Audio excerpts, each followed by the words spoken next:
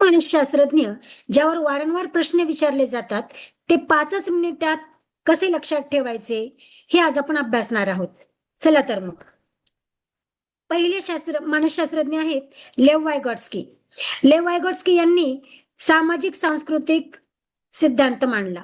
Socio cultural theory. सामाजिक सांस्कृतिक सिद्धांतामध्ये 5 महत्वाचे मुद्दे आहेत, जे तुम्हाला लक्षात ठेवायचे आहेत. त्यामध्ये पहिला आहे सामाजिक संवाद, सोशल इंटरॅक्शन. म्हणजेच मूल परस्पर संवादातून शिकते. त्यानंतर दुसरं आहे भाषा. भाषेला त्यांनी खूप महत्व दिलं आहे. भाषा हा शिकण्यासाठी अत्यंत महत्वाचा घटक आहे. तिसरा पॉइंट जो आहे तो आहे झेडपीडी. झेडपीडी म्हणजे zone of proximal development. Zone of proximal development म्हणजे असा झोन मूल स्वतः किती शिकतं आणि इतरांच्या मदतीने किती शिकतं, ह्याच्या मधला जो झोन आहे, ह्याच्या मधला जो भाग आहे, त्याला त्यांनी झेडपीडी असं म्हटलेलं आहे, झोन ऑफ प्रॉक्सिमल डेव्हलपमेंट. चौथा पॉइंट आहे स्कॅफोल्डिंग. स्कॅफोल्डिंग म्हणजे काय, तर स्कॅफोल्डिंग म्हणजे मूल शिकत असताना त्याला ज्या वेळेला गरज असते त्यावेळेला मदत करणं आणि ते स्किल शिकला की ती मदत काढून घेणं म्हणजे स्कॅफोल्डिंग. उदाहरणार्थ लहान बाळ चालायला लागल्यानंतर ते सुरुवातीला भिंतीला धरून चालतं आणि त्याला चालता यायला लागलं की तो कसलाही आधार घेत नाही, ह्याला स्कॅफोल्डिंग असं म्हणतात. अध्ययन करताना सुद्धा मुलांना कधी कधी अशा आधाराची गरज असते, त्याला स्कॅफोल्डिंग म्हणतात. त्यानंतर 5वा महत्वाचा मुद्दा आहे MKO म्हणजेच more knowledgeable other. More knowledgeable other म्हणजे बालक अध्ययन करत असताना त्याच्या शेजारी अशी एखादी व्यक्ती असते की जिला त्या बालकापेक्षा अधिक ज्ञान असते. उदाहरणार्थ शिक्षक असतील, त्याचा मित्र असेल की जो त्याच्यापेक्षा मोठा आहे, त्याचा बहीण भाऊ असेल की ज्याला त्याच्यापेक्षा अधिक नॉलेज आहे, त्याचे पालक असतील, ह्याला मोर नॉलेजेबल अदर असं म्हणतात. मोर नॉलेजेबल अदर का हवा आहे, की मोर नॉलेजेबल अदर त्या विद्यार्थ्याला ज्या वेळेला गरज असेल त्यावेळेला तो मदत करू शकतो.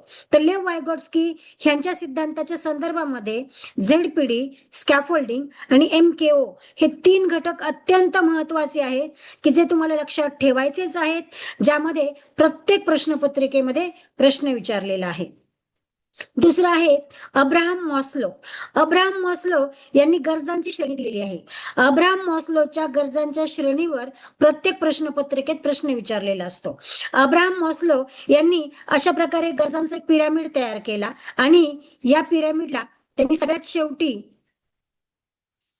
ही पहिली गरज जी आहे शारीरिक गरज ही सगळ्यात शेवटी ठेवली. 1 नंबर शारीरिक गरज, सायकोलॉजिकल नीड्स. म्हणजे मूल जन्माला आल्यानंतर त्याला शारीरिक गरजा असतात, त्याला पाणी हवं असतं, त्याला अन्न हवं असतं. तर ह्या शारीरिक गरजा हा प्रथम पार्ट झाला. त्यानंतर दुसरी जी गरज आहे ती आहे सुरक्षिततेची गरज. सुरक्षिततेची गरज 2 नंबरला. सुरक्षिततेची गरज म्हणजे त्याला सुरक्षा हवी असते. त्यानंतर तिसरी जी गरज असते ती आहे सामाजिक गरज. सामाजिक गरज म्हणजे समाजामध्ये त्याला प्रेम, अफेक्शन या गोष्टी मिळायला हव्यात, त्याला मालकी हक्क मिळायला हवा, समाजामध्ये त्याला एक रिस्पेक्ट मिळायला हवा, ही सामाजिक गरज असते. चौथी गरज आहे आत्मसन्मानाची गरज. आत्मसन्मानाची गरज means he should be respected by the society.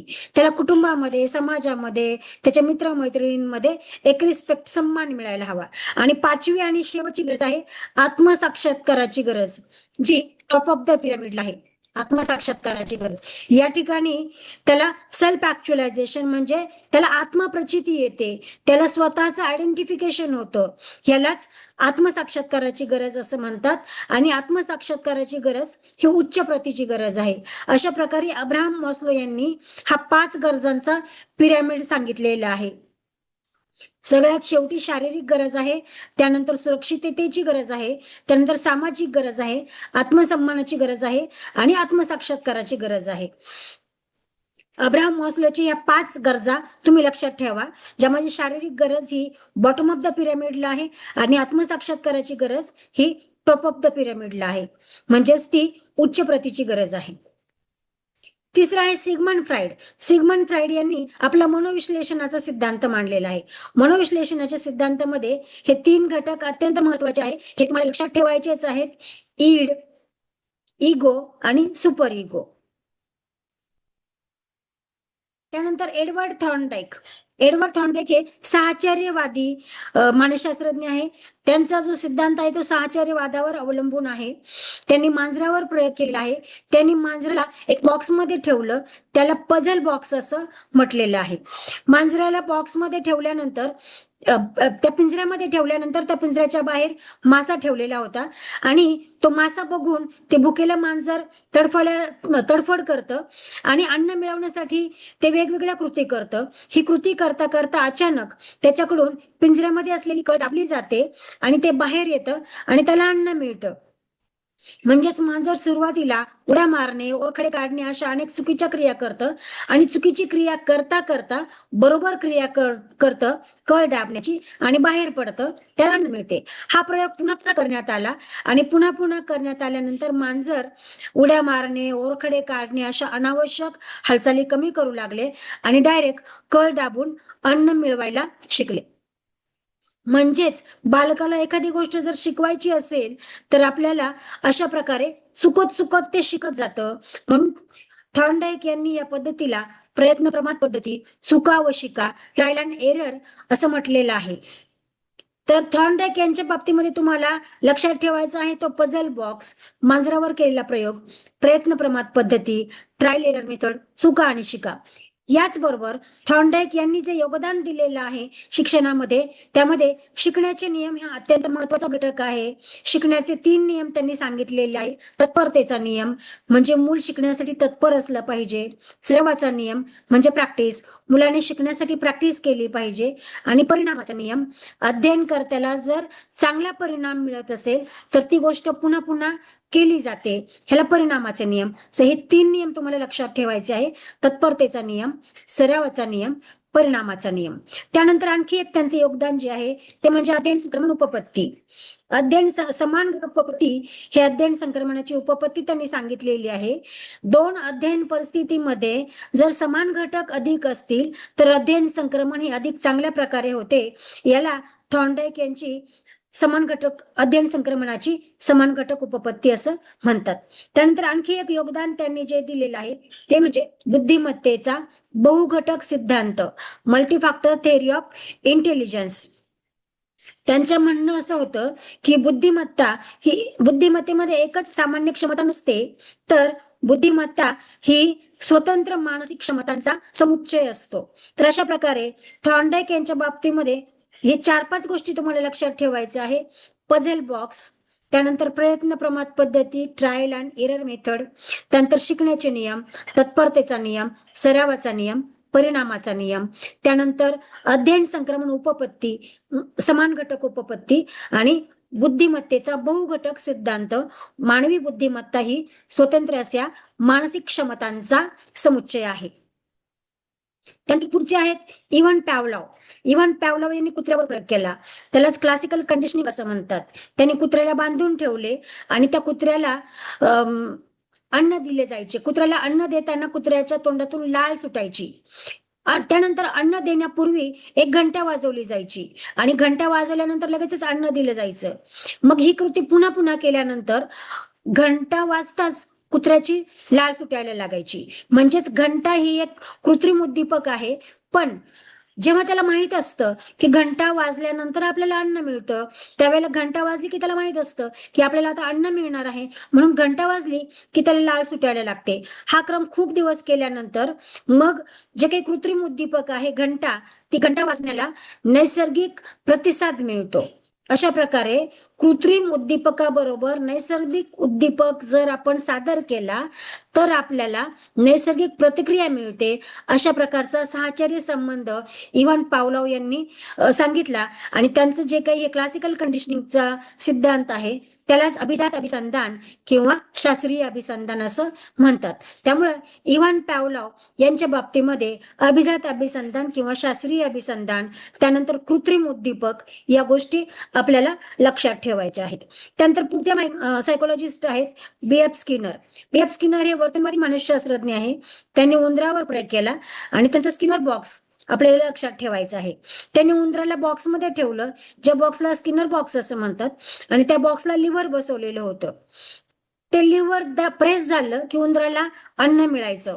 उंदीर सुरुवातीला अनवॉन्टेड हालचाली करायला लागला. अनवॉन्टेड हालचाली करता करता अनावश्यक हालचाली करता करता त्याच्याकडून लिव्हर दाबलं जातं आणि त्याला अन्न मिळतं. नंतर नंतर ही कृती पुन्हा पुन्हा केल्यानंतर मग तो डायरेक्ट लिव्हर दाबायला लागला आणि त्याला अन्न मिळायला लागले. त्यानंतर स्किनर यांनी काय केलं की अन्न मिळतानाच त्याला खूप मोठा विजेचा शॉक बसायचा. मग जेव्हा त्याला समजलं की आपल्याला अन्न मिळते पण अन्न मिळाल्याबरोबर आपल्याला विजेचा शॉक बसतो, त्यानंतर त्यांनी लिव्हर प्रेस करणंच बंद केलं. आणि कारण त्याला ती विजेचा शॉक बसण्याची भीती निर्माण झाली आणि मग त्यामुळे तो लिव्हर प्रेस करायचा नाही, कारण आपल्याला वाईट परिणाम मिळतो हे उंदीर शिकला. तर अशा प्रकारे स्किनर यांनी निष्कर्ष काढला की एखाद्या वर्तनातून जर चांगली गोष्ट घडत असेल, पारितोषिक मिळत असेल, तर ते वर्तन पुन्हा पुन्हा केलं जातं, त्याचं दृढीकरण होतं. आणि एखाद्या वर्तनातून जर आपल्याला वाईट अनुभव मिळत असेल, शिक्षा मिळत असेल, तर ते वर्तन अध्ययनकर्त्याकडून केलं जात नाही. त्यामुळे पारितोषिक आणि शिक्षा हे आपल्याला स्किनर यांच्या बाबतीमध्ये लक्षात ठेवायचं आहे, स्किनर बॉक्स लक्षात ठेवायचा आहे. आणि यांचा हा जो सिद्धांत आहे यालाच साधक अभिसंधान किंवा क्रियाप्रसृत अभिसंधान असं म्हणतात. बी.एफ. स्किनर यांचा वर्तनवाद आहे, त्यानंतर स्किनर बॉक्स आहे, पारितोषिक व शिक्षा आणि साधक अभिसंधान. त्यानंतर जॉन बी वॉटसन हे वर्तनवादी मानसशास्त्रज्ञ आहे. जॉन बी वॉटसन यांचा लिटिल अल्बर्ट प्रयोग फार प्रसिद्ध आहे. लिटिल अल्बर्ट हे एक छोटं प्रीस्कूल मधलं मूल आहे. त्या बालकावर त्यांनी प्रयोग केला. प्रथम त्याला पांढरा उंदीर दाखवला. पांढरा उंदीर दाखवल्यानंतर लिटिल अल्बर्ट अजिबात घाबरत नव्हता, पण नंतर त्यांनी पांढरा उंदीर दाखवताना एक मोठा आवाज केला. त्या आवाजाला ते बालक घाबरायला लागलं. मग लिटिल अल्बर्ट ज्या वेळेला आवाज व्हायचा आणि पांढरा उंदीर दाखवला जायचा एकाच वेळेला, त्यावेळेला त्याला भीती वाटायला लागली आणि तो रडायला लागला. नंतर नंतर केवळ पांढरा उंदीर पाहिला तरी तो घाबरायचा, आवाज नाही झाला तरी. आणि नंतर हा प्रयोग पुन्हा पुन्हा केल्यानंतर मग अगदी पांढरी वस्तू, पांढरा कपडा, पांढरा केसाळ एखादी वस्तू, अशा गोष्टींना सुद्धा लिटिल अल्बर्ट घाबरायला लागला. म्हणजेच बालकाच्या मनामध्ये आपण भीती निर्माण करू शकतो. केवळ भीतीच नाही तर कोणत्याही प्रकारचं वर्तन प्रकार आपल्याला त्याला शिकवता येईल. म्हणून लिटिल अल्बर्ट यांची सिद्धांताची वैशिष्ट्ये काय आहे की मानसशास्त्राने मानसिक प्रक्रिया, भावना, विचार यावर लक्ष न देता केवळ वर्तनावर लक्ष द्यायला हवं. वर्तनाने बालक शिकत जातो. त्यानंतर पुढचा जो त्यांचा महत्वाचा घटक आहे तो म्हणजे पर्यावरण. पर्यावरणामध्ये मानवी वर्तन शिकणं, मूल शिकत जातं, त्याच्या वर्तनाचं संवर्धन होत जातं आणि तो त्यावर नियंत्रण मिळवतो. Bring dozens of infants to me, I will convert them into doctor, lawyer, artist, even thief, असं त्यांचं म्हणणं होतं. म्हणजेच माझ्याकडे 12 निरोगी बाळांना घेऊन या, त्यांना मी डॉक्टर, वकील, कलाकार, अगदी चोर म्हणून सुद्धा प्रशिक्षित करील. केवळ त्यांना मी तशा प्रकारचं वातावरण देईल आणि त्या पद्धतीचं अध्ययन त्यांच्यामध्ये मी घडून आणेल, अशा प्रकारचं वॉटसन यांचं म्हणणं होतं. त्यामुळे वॉटसन यांच्या बाबतीमध्ये आपल्याला काय लक्षात ठेवायचं आहे की वॉटसन हे वर्तनवादी मानसशास्त्रज्ञ आहेत. लिटिल अल्बर्ट हा त्यांचा प्रयोग आहे. लिटिल अल्बर्ट हे छोटं मूल होतं. त्यानंतर वातावरणातून मूल अधिक शिकतं. मानसशास्त्रज्ञाने मानवी वर्तनावर लक्ष केंद्रित करावं. मला डझन्स ऑफ इन्फंट्स आणून द्या, मी त्यांच्यातून हवा तशा प्रकारचा व्यक्ती घडवू शकतो, असं वॉटसन यांचं म्हणणं होतं. त्यानंतर जीन पियाजे यांचा संज्ञानात्मक विकास सिद्धांत आहे. संज्ञानात्मक विकास सिद्धांतामध्ये त्यांनी संवेदीकारक म्हणजे सेन्सरी मोटर कालखंड, पूर्वक्रियात्मक म्हणजे प्री ऑपरेशनल कालखंड, ठोस मूर्त क्रियात्मक कालखंड म्हणजेच कॉन्क्रीट ऑपरेशनल स्टेज आणि औपचारिक क्रियात्मक कालखंड म्हणजेच फॉर्मल ऑपरेशनल स्टेज, हे 4 कालखंड त्यांनी सांगितलेले आहेत. आणि या 4 कालखंडांवर प्रश्न विचारला जातोच जीन पियाजेंच्या संज्ञानात्मक विकास सिद्धांतामध्ये. हे 4 कालखंड लक्षात कसे ठेवायचे, तर त्यासाठी SPCF ही ट्रिक मी तुम्हाला सांगितलेली आहे. एस म्हणजे सेन्सरी मोटर स्टेज, जिचा कालावधी आहे जन्म ते 2 वर्ष. पी म्हणजे प्री ऑपरेशनल स्टेज 2 ते 7 वर्ष. सी म्हणजे कॉन्क्रीट ऑपरेशनल स्टेज 7 ते 11 वर्ष. आणि एफ म्हणजे फॉर्मल ऑपरेशनल स्टेज 11 वर्षावरील. अशा प्रकारे जीन पियाजे यांचा हा सिद्धांत लक्षात ठेवा. त्यानंतर जेरोम ब्रुनर यांच्या बाबतीमध्ये आपल्याला फक्त शोध आधारित अध्ययन, डिस्कव्हरी लर्निंग थेरी लक्षात ठेवायची आहे. जेरोम ब्रुनर यांच्या मते विद्यार्थी स्वतः शोध, निरीक्षण, अनुभव या माध्यमातून ज्ञान निर्माण करतो. शोध आधारित अध्ययनावर प्रश्न विचारलेला आहे अनेक प्रश्नपत्रिकांमध्ये. आणि ब्रुनर यांनी अध्ययनाच्या 3 प्रतिकृती सांगितलेल्या आहेत, प्रतिकृती प्रकार. त्यामध्ये क्रियात्मक प्रतिकृती म्हणजे मूल क्रिया करता करता स्वतः शिकत जातं. प्रतिमात्मक प्रतिकृती म्हणजे मूल आकृत्या, प्रतिमा यातून शिकत जातं, त्याला आयकॉनिक प्रेझेंटेशन असं म्हटलेलं आहे. आणि सांकेतिक प्रतिकृती म्हणजे मूल सिम्बॉल, शब्द, चिन्ह यातून शिकत जातं. अशा प्रकारे ब्रुनर यांचं शोध आधारित अध्ययन, डिस्कव्हरी लर्निंग थेरी आपल्याला लक्षात ठेवायची आहे. त्यानंतर जॉन लॉक हे अनुभववादाचे जनक आहेत. त्यांचा टॅबुला रासा सिद्धांत प्रसिद्ध आहे. टॅबुला रासा हा लॅटिन शब्द आहे. टॅबुला म्हणजे कोरी, रासा म्हणजे पाटी, कोरी पाटी सिद्धांत. त्यांचं मत असं होतं की मूल जन्मजात कोऱ्या पाटीसारखं असतं, ब्लँक स्लेट. ज्या वेळेला त्यांना शिक्षण मिळतं, अनुभव मिळतो आणि तशा प्रकारचं वातावरण मिळतं, त्यावेळेला ते मूल शिकत जातं. जॉन लॉक यांच्या बाबतीमध्ये अनुभववाद आणि टॅबुला रासा सिद्धांत या गोष्टी आपल्याला लक्षात ठेवायच्या आहेत. अशा प्रकारे जे 10 मानसशास्त्रज्ञ आपण आता अभ्यासले, त्या 10 मानसशास्त्रज्ञांच्या बाबतीमध्ये ह्या शॉर्टकट्स लक्षात ठेवा. Lev Vygotsky, ZPD, scaffolding, MKO. Abraham Maslow, गरजांची श्रेणी. Sigmund Freud, id, ego, super ego. Edward Thorndike, puzzle box, प्रयत्न प्रमाद पद्धती, शिकण्याचे नियम, बुद्धिमत्तेचा बहुघटक सिद्धांत, अध्ययन संक्रमणाची समान घटक उपपत्ती.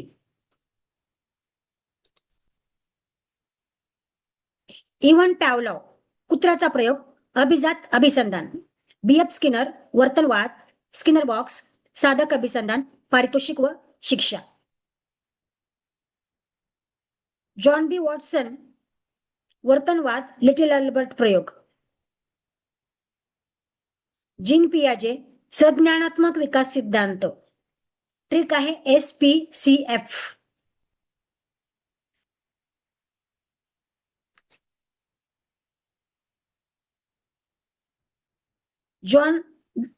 जेरोम ब्रुनर, शोध अध्ययन, डिस्कव्हरी लर्निंग थेरी.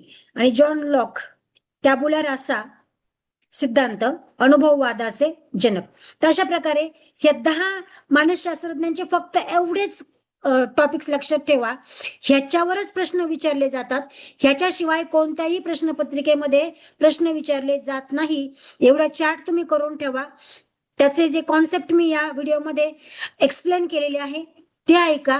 तुमचे मिनिमम 5 ते 7 प्रश्न यावरून तयार होतील.